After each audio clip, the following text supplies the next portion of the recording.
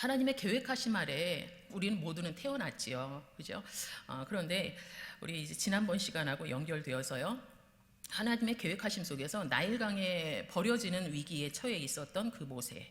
그런데 그 모세가 다름 아닌 하나님의 인도하심 속에서 40년을 왕궁에서 사는 그러한 기회를 갖게 됩니다. 겉의 모습은 애굽인이에요.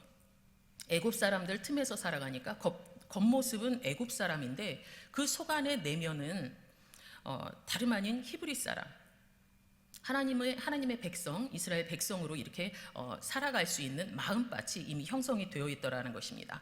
40살이면은 모든 것을 다 분별할 수 있는 나이죠. 근데 그 40년을 사는 동안 겉모습은 애굽인이고 행동하는 것도 애굽인이고 애굽인들과 함께 모든 일들을 다 하고 있지만 마음은 히브리인이니까 자기의 동족들이 고생하고 있는 것을 외면할 수가 없었다라는 것이죠. 그들을 봤을 때 제가 느꼈던 것처럼 아마도 빚진 마음이 있었을 거라는 것입니다. 나는 잘 누리고 있는데 저들은 맞으면서 일하고 있구나. 굶으면서 일하고 있구나. 가끔은 배부르게 먹기도 하지만 본국이 아니니 얼마나 힘들까. 맞으면서 괴롭힘을 당하면서 학대받는 그 모습을 봤을 때 아마도 모세도 저보다 더 큰 그런 빚진 마음이 있지 않았을까 이렇게 생각이 되어집니다. 그러한 여러 가지 갈등으로 내면과 외면이 겉모습이 부딪히는 그러한 상황 속에서 살아가고 있던 그 모세에게 또 다른 이제 어려움이 찾아오지요. 다름 아니라 애굽 사람이 자기의 동족인 히브리 사람을 치려고 하는 때리려고 하는 그 모습을 보게 됩니다. 분노가 치밀어 오르죠. 그래서 거기에서 그 애굽 사람을 쳐서 죽이는 그 사건이 있어집니다. 바로 왕이 그 소리를 듣습니다. 그 이야기를 듣고 바로 왕이 모세를 잡아서 죽여야 되겠다 이렇게 생각을 하고 그것을 이제 추진해 나가는 그러한 모습이 있습니다. 모세로서는 어떻게 할 수가 없습니다. 친자식도 아니고 친손주도 아니고. 그래서 모세가 선택한 것은 미디안 땅으로 도망가는 것이었습니다. 그 일로 인해서 미디안 제사장의 딸과 결혼을 하게 되고요. 그리고 아이를 낳습니다. 첫 번째 낳은 그 아들의 이름이 바로 게르솜이라고 이야기를 합니다. 게르솜이라는 뜻은 나그네라는 의미예요. 그렇다면 모세가 미디안 땅에 사위가 되면서 정착은 하였지만 별로 행복하지 않았다라는 것입니다. 왜냐하면 아들의 이름을 나그네라고 줬다라는 것은 본인이 자기가 있던 곳을 떠나와서 지금 나그네와 같은 마음으로 나그네와 같은 상황에 나그네와 같은 고독함을 가지고 살아가고 있다는 것의 반증이기 때문에 그렇습니다.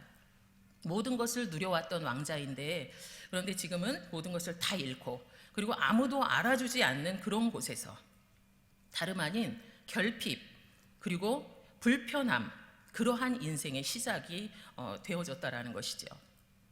그 이후에 40년이 흐릅니다. 그래서 80살이 되어졌습니다. 80살이 되어지면 어떠한 육체적인 반응이 있을지 그것은 제가 잘 모르겠습니다. 그런데 아마도 정신력도 조금 약해졌을 것이고 그리고 육체적으로도 많이 연약해졌을 것입니다. 그리고 이젠 더 이상 아무런 변화도 원치 않을 만큼 그냥 이대로만 유지해도 좋겠다. 그리고 아무것도 새롭게 시작할 수 없는 그러한 나이이구나 하면서 포기하는 그러한 마음을 갖지 않았을까 이렇게 추측이 되어집니다. 반면에 그 40년의 광야 생활을 통해서 미디안 생활을 통해서 모세가 얻은 것이 있습니다. 그것은 다름 아닌 그곳에서 살면서 광야 지형 그리고 광야의 기후 광야에서 벌어지는 모든 일들에 대해서 전문가가 되어졌다는 것이죠. 아마도 이것조차도 출애굽 역사를 이루시기 위한 하나님의 계획의 일부가 아닐까 이렇게 생각이 되어졌습니다. 모세는 늘 그랬던 것처럼 성실하게 일하는 모습이 오늘 본문의 3장 1절부터 기록이 되어 있지요. 본인의 소유도 아니고 장인의 소유인 그 양떼를 치기 위해서 좋은 목초지를 선택해서 움직이고 있는 그 모세의 모습을 볼 수 있습니다. 훗날 하나님께서 나타나셔서 율법을 수여하셨다라는 그 이유로 인해서 하나님의 산이라고 칭해지는 호렙산에 이르게 됩니다. 아마도 3장 1절 시작되어지는 이 부분이 하나님 보시기에는 모세의 내면과 그리고 모세의 외적인 모든 것들이 준비가 다 되어 있기에 하나님께서 나타나지 않았을까, 이렇게 우리는 충분히 추측할 수 있을 것입니다. 오늘 3장 2절과 3절의 말씀입니다. 2절과 3절의 말씀 우리 합독합니다. 여호와의 사자가 떨기나무 가운데로부터 나오는 불꽃 안에서 그에게 나타나시니라. 그가 보니 떨기나무에 불이 붙었으나 그 떨기나무가 사라지지 아니하는지라. 이에 모세가 이르되 내가 돌이켜 가니 가서 이 큰 광경을 보리라. 떨기나무가 어찌하여 타지 아니하는고 하니, 그때에 광야 지형에서의 현상이 많은 현상들이 있는데요. 그 중에 하나가 바로 자연 발화라는 그런 현상이 있습니다. 다름 아닌 건조한 지역에서 자라나는 그 관목류 가시덤불, 여러분 아시나요? 이게 통이 하나로 돼 있고 가지가 많이 이렇게 무성하게 나 있는 그 나무가 있는데, 그 나무에 그 땅의 열기가 계속 가열이 됩니다. 땅의 열기가 계속 가열이 되다 보면 거기에 불이 붙는다라는 거예요. 그러면 우리가 상식적으로 생각해 볼 때 나무에 불이 붙으면 어느 정도 타다가 불이 없어져야 맞는데, 지금 오늘 본문을 보니까 전혀 없어지지 않았다라는 거예요. 꺼지지 않는 불꽃, 그리고 나무도 사라지지 않고요, 불도 사라지지 않아요. 그러한 상황을 처음 보게 되었다라는 것이죠. 광야에 대해서 전문가지만 도저히 이 현상은 내가 처음 보는 것이다, 내가 가서 봐야 되겠다라는 호기심을 가지고 그쪽을 향해서 나아갈 때 하나님께서 모세에게 말씀하십니다. 모세야, 모세야 부르지요. 그랬을 때 내가 여기 있나이다 하고 바로 응답하고 있는 것을 오늘 본문을 통해서 보게 됩니다. 처음 듣는 음성이었겠죠. 아마도 40년 동안 미디안 사람처럼 살아왔기 때문에 하나님의 음성을 들어본 적이 없을 것이라는 거예요. 그런데 어떻게 한 번에 알아들었을까 하는 것입니다. 아마도 이방인의 땅이고 그리고 우상의 땅인 그 미디안에서 몸은 살고 있지만 모세의 내면에 심어놓은 여호와 신앙, 다름 아닌 엄마 요게벳이 아기 모세를 키우면서 그 안에 심어놓았던 여호와 신앙, 그것이 여전히 자리 잡고 있었다라는 것밖에는 해석이 안 될 것입니다. 제가 얼마 전에 유튜브에서 하나의 영상을 봤습니다. 어떤 것이냐면요, 갓난아기예요. 갓난아기인데 보통은 어느 정도 이제 조금 자라서 귀가 열리게 되어지면 방문을 탁 닫으면 아이들이 깜짝 놀래지요. 그래서 귀가 열리기 시작했구나라는 것을 알 수 있는데 그 아이는 아무런 반응이 없는 거죠. 그래서 검사를 해보니 청력에 문제가 생긴 거예요. 그래서 아무런 반응도 할 수 없는, 아무개야 불러도 전혀 반응을 할 수 없는 그런 상황이었던 거죠. 그래서 그 아이에게 시술을 합니다. 보청기를 심어요. 그리고 나서 그 아이를 앉혀놓고 엄마가 이 아이 이름을 불러요. 이 아이 이름을 따뜻하게 불러요. 그런데 이 아이가요, 입을 삐죽삐죽 하더니 울려고 하는 거예요. 너무나도 듣고 싶었던 엄마의 목소리인데, 태어나서 처음 듣는 목소리인데 그것이 엄마의 음성이라는 걸 그 아이가 그냥 본능적으로 알고 있구나. 그래서 저렇게 아무것도 모르는 것이 아니라 감동하는구나 라는 것을 제가 좀 보면서 되게 좀 마음이 기쁨도 있지만 좀 이렇게 눈물이 찔끔 나오는 그런 경험을 했습니다. 아마도 모세도 본능적으로 어머니가 심어놓은 그 신앙, 그리고 40년 동안 묵혀놨던 그 신앙, 그것으로 인하여서 단번에 나를 부르시는 이가 하나님이시라는 것을 알고 그렇게 바로 응답하지 않았나, 그렇게 생각이 되어집니다. 하나님께서는 결국 모세의 삶의 전반에 80여 년의 그 인생 모든 구비구비마다 함께 계셨다라는 것밖에는 해석이 안 되어질 거라는 것입니다. 이 시간 우리 출애굽기 33장 17절의 말씀을 함께, 앞에 우리 모니터에 있습니다. 함께 읽습니다.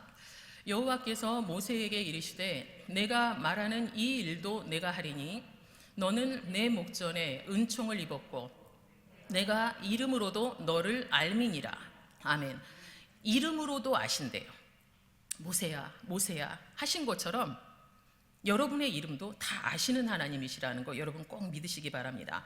내가 말하는 이 일도 내가 할 것이다. 너는 은총을 입은 자다. 내가 네 이름을 안다. 이렇게 하나님 말씀하신다라는 것이죠.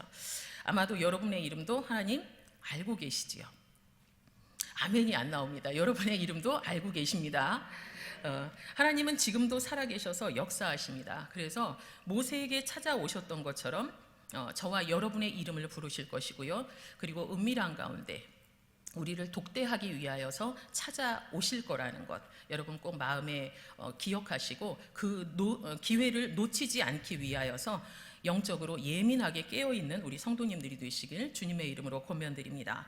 하나님께서 우리를 찾아오시는 방법은 환경으로도 찾아오시고 말씀으로도 찾아오시고 그리고 때로는 정말 특별한 방법으로 우리의 영혼에 노크를 하실 때가 있다라는 것이죠. 그것을 기대하시면서 항상 마음을 활짝 여시고 하나님께 초점을 맞추시는 그러한 우리 성도님들이 되시길 간절히 소망합니다.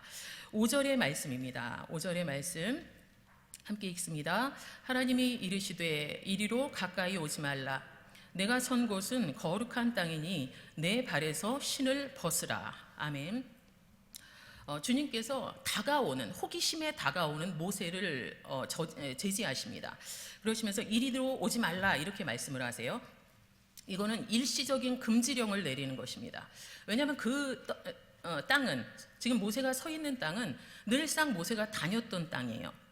그런데 그 땅이 거룩해진 이유는 바로 하나님이 그곳에 그 시간에 계셨기 때문에 그 땅이 거룩한 땅이 되어졌다라는 것이죠. 거룩한 하나님 그리고 죄 많은 인간은 함께할 수 없다라는 것입니다. 그래서 하나님께서는 더 이상 오지 마라 일시적으로 금지하시죠. 그리고 요구하신 것이 내 발에서 신을 벗으라 하는 말씀입니다. 히브리인들은 신발을 벗고 맨발로 다니는 것은 굉장히 비참하고 수치스럽게 여겼습니다. 그래서 맨발로 다니는 사람들은 거의 노예였어요. 그런데 이 신, 여러분 신 하면 어떤 것이 떠오르시나요? 신발. 그러면 보통 발을 보호하기 위해서 발에 부착하고 다니는 거 이렇게 생각을 하시잖아요.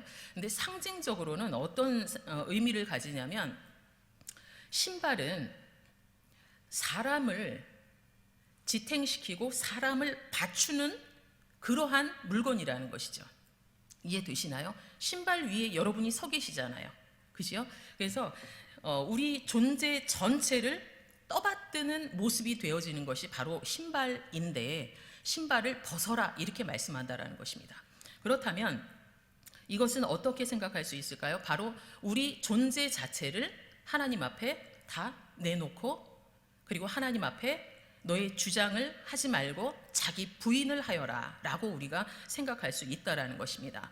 하나님 앞에서의 그 신을 벗는 행위, 그것은 다름 아닌 하나님을 내가 거룩한 하나님으로 경외합니다 라는 표현, 그리고 다름 아닌 나는 반대로 낮고 천한 존재임을 인정하는 그런 모습이 되어지는 것이 바로 하나님 앞에서 신발을 벗는 그런 행위라는 것이죠.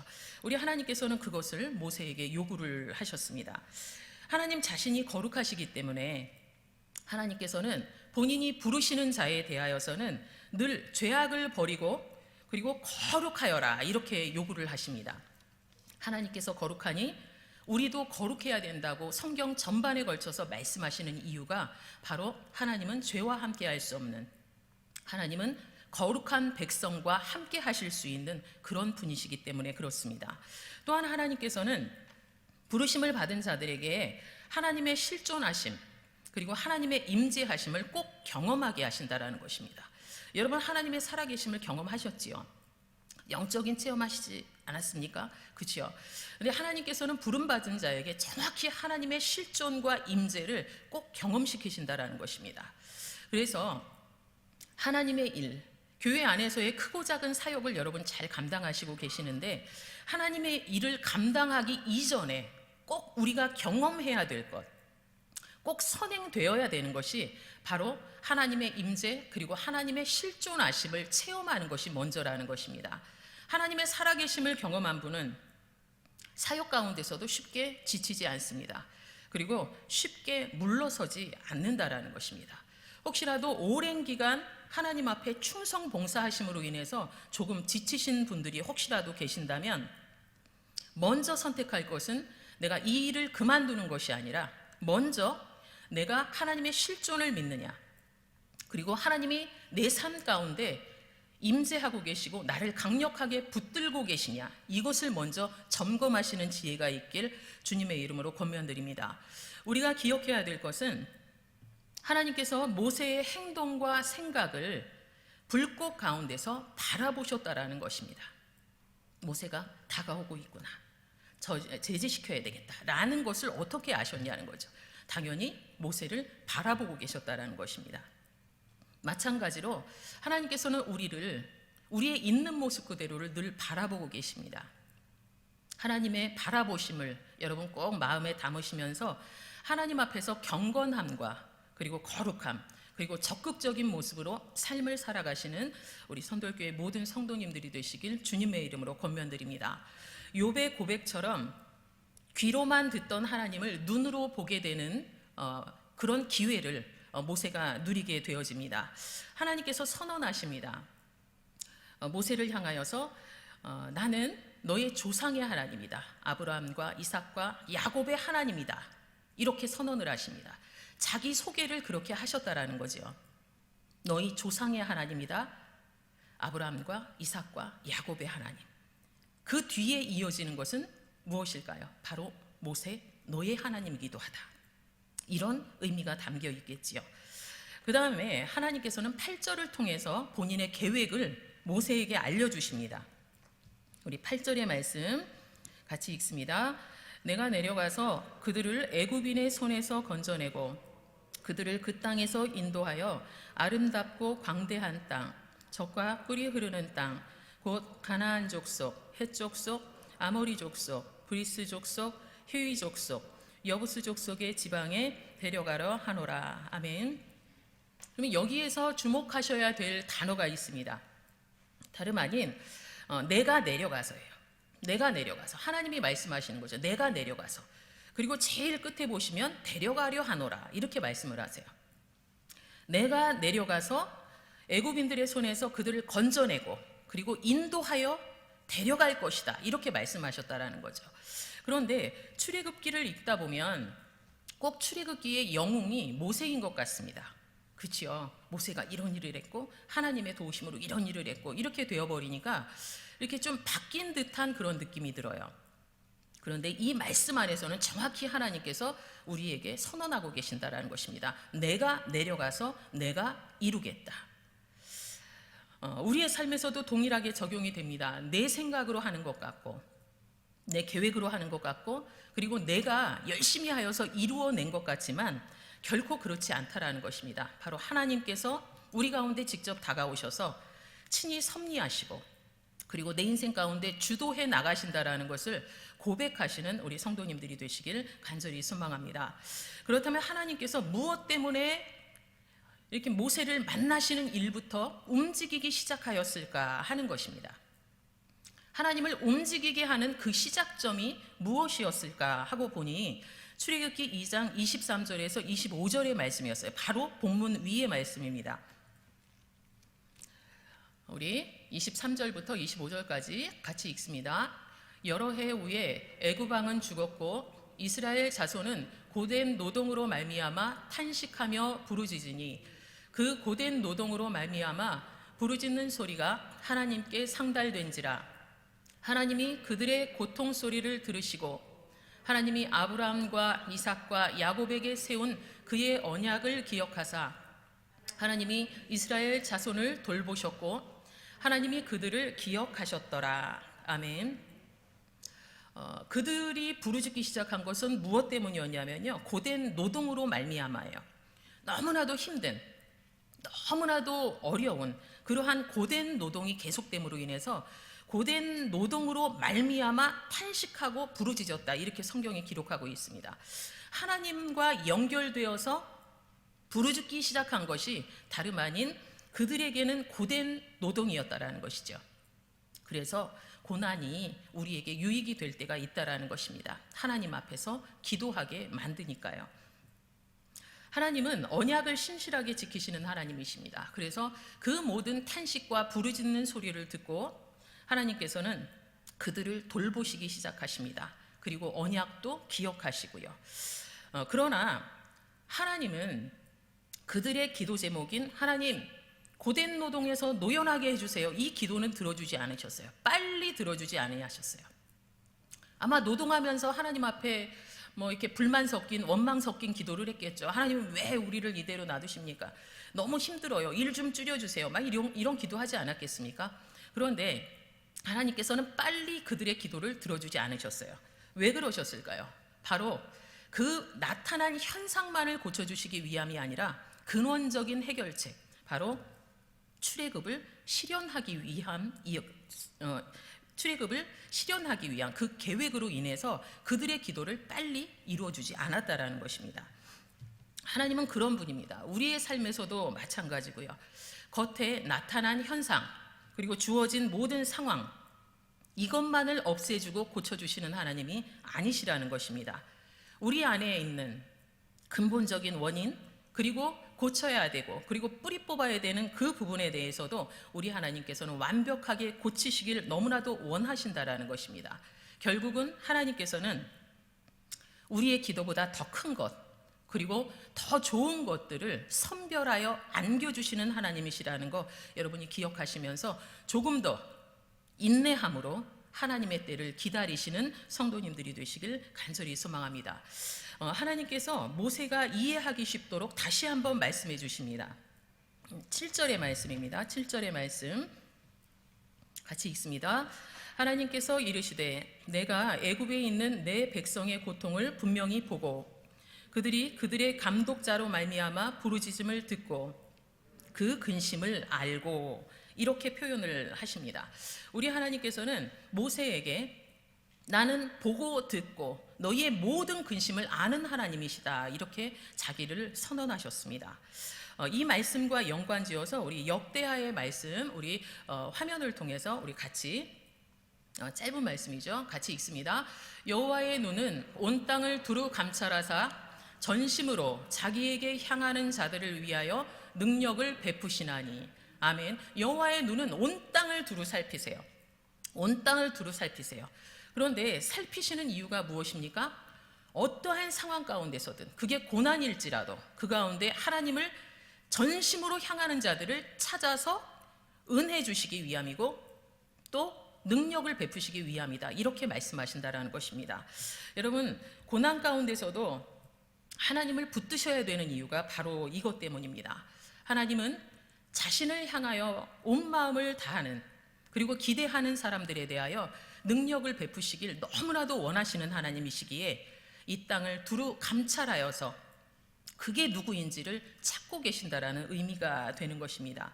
그 하나님의 눈에 정확히 뜨이는 여러분의 인생 그리고 여러분의 가정이 되어지길 주님의 이름으로 축복합니다.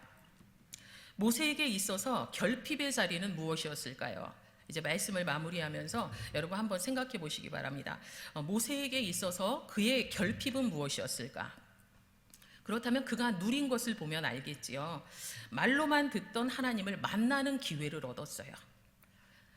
조상을 통해서 그리고 풍문으로만 들었던 그 하나님을 눈으로 대면하는 그런 은혜를 결핍의 상황에서 얻어냈다라는 것입니다. 그리고 하나님의 능력을 경험하게 되는 자리가 바로 결핍의 자리였고요. 그리고 숨겨왔던 히브리인으로서의 그 정체성을 다시 한번 강하게 휘어잡고 새롭게 출발하는 계기가 되었던 것이 바로 결핍의 자리였다라는 것을 여러분 마음에 담아보시기 바랍니다. 그렇다면 저와 여러분의 삶에서도 마찬가지입니다. 우리의 결핍의 자리, 그것이 무엇이든 간에 그것이 바로 하나님을 만나는 자리이고 하나님의 능력을 경험하는 자리이고 그리고 다시 하나님의 주신 힘으로 다시 시작할 수 있는 자리가 바로 내가 머물고 있는 결핍의 자리라는 것을 여러분이 생각한다면 결코 힘들지 않을 것이라는 것입니다. 그러한 기대로 늘 하나님의 손에 붙들리는 그러한 인생이 되길 주님의 이름으로 권면드리고 축복드립니다. 여러분은 어떤 결핍을 가지고 계십니까? 그 결핍에서 아직도 벗어나지 못하고 계시는 것은 하나님이 능력이 없기 때문이 아닙니다. 우리가 측량할 수 없는 더 큰 일을 지금 이루고 계시기 때문입니다. 그것을 믿으시면서 결핍의 자리, 이스라엘이 겪고 있는 그 결핍의 자리에 출애굽이라는 새로운 시작을 시도하시고 그리고 추진해 나가셨던 그 하나님께서 저와 여러분의 인생 가운데 다시 시작할 수 있는 새로운 기회, 그리고 다시 힘을 얻을 수 있는 그러한 기회를 열어주심으로 인하여서 우리의 삶 가운데 하나님의 능력을 보여주시는 것을 소망하시고 더욱더 힘을 내어서 살아가시는 우리 모든 성도님들이 되시길 주님의 이름으로 축원드립니다. 기도하겠습니다.